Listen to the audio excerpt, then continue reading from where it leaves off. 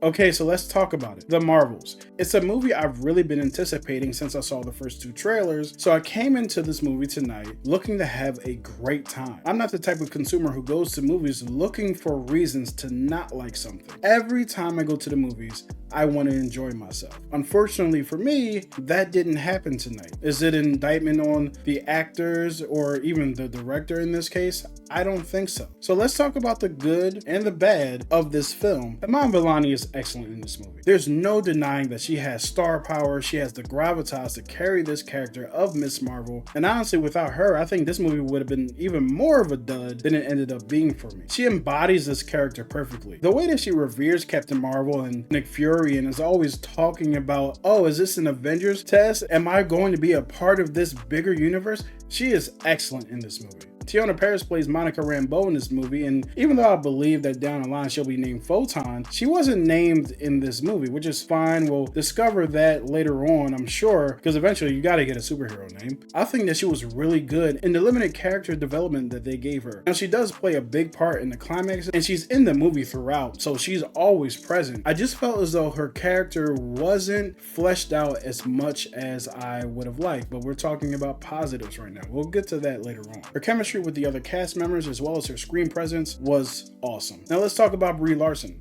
I think she was solid in this movie. She's not my favorite of the Avengers or anything like that, but I also don't get the heavy bashing of her performances as this character. Other bright spots of this movie was some of the comedy. There's also a training sequence in this movie that's pretty damn funny and awesome to see because we rarely get to see training sequences anymore, especially in superhero movies. I can't remember the last one I saw. So that was a really fun addition. Unfortunately, that's kind of where the positives end for me. So let's get into the negatives. This movie is a mess. Basically, the entire first act is a terribly paced, terribly explained setup for the rest of our movie. So many things that happen in this movie that I wish were put in the front of the movie instead of finding out about it in the last third. This movie actually would have benefited from about 30 more minutes of runtime because they zoomed through so many important moments in this film. If you guys remember, Monica Rambeau had not seen Captain Marvel since she left all those years ago in the first Captain Marvel movie. So this is their reunion. This is a time where they get back together,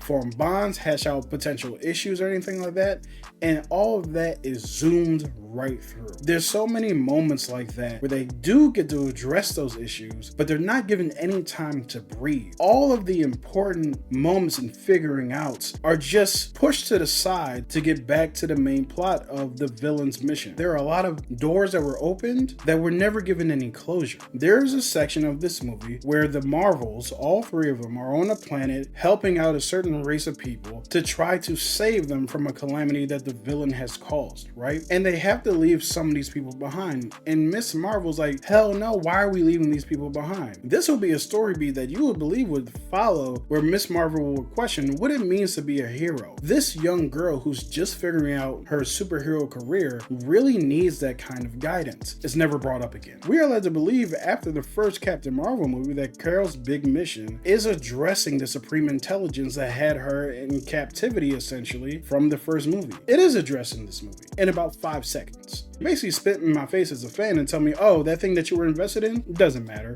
Now it is brought up in service of the villain, but that villain is not nearly as interesting as I believe that story would have been. And let's get to that villain. The villain is weak sauce, and it's not even necessarily the villain's fault. It's honestly the editing's fault. The villain's mission makes sense. I actually liked where they were going with it. The way that it's told pretty much screws up any care for what the villain was actually trying to say because the villain herself never said it. The villain never put forward what exactly her mission was. She just kept repeating the same lines over and over and over again, and I felt as though she was wasted in this situation. Not to mention that the villain seems to have a power that was destroyed in the Infinity Saga and somehow is replicated in this saga, but that's not explained at all. It's a really weak rendition of a character. And speaking of weak renditions of a character, Nick Fury, somewhere along the way, I'm guessing after the blip, he's just kind of going with the flow. This laissez-faire version of Nick Fury has been kind of a disappointment ever since Secret Invasion. I don't understand doing a weaker version of one of the best characters in the MCU.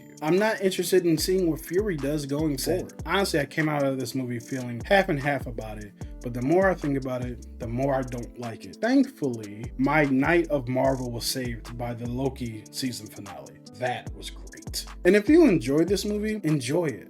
You don't have to agree with me. I want you to have a great time going to see the Marvels. It's not my desire for you to feel discouraged because I didn't like something that you did. That's not how this works. This channel used to be called See For Yourself because the entire purpose of it was for me to offer you my opinions about movies, but encourage you to form your own. So, form your own opinion. Enjoy what you enjoy. Love what you love. Do what you do. I'm going to do the same. If you guys saw this movie, let me know in the comments what you thought, and I will see you guys next time.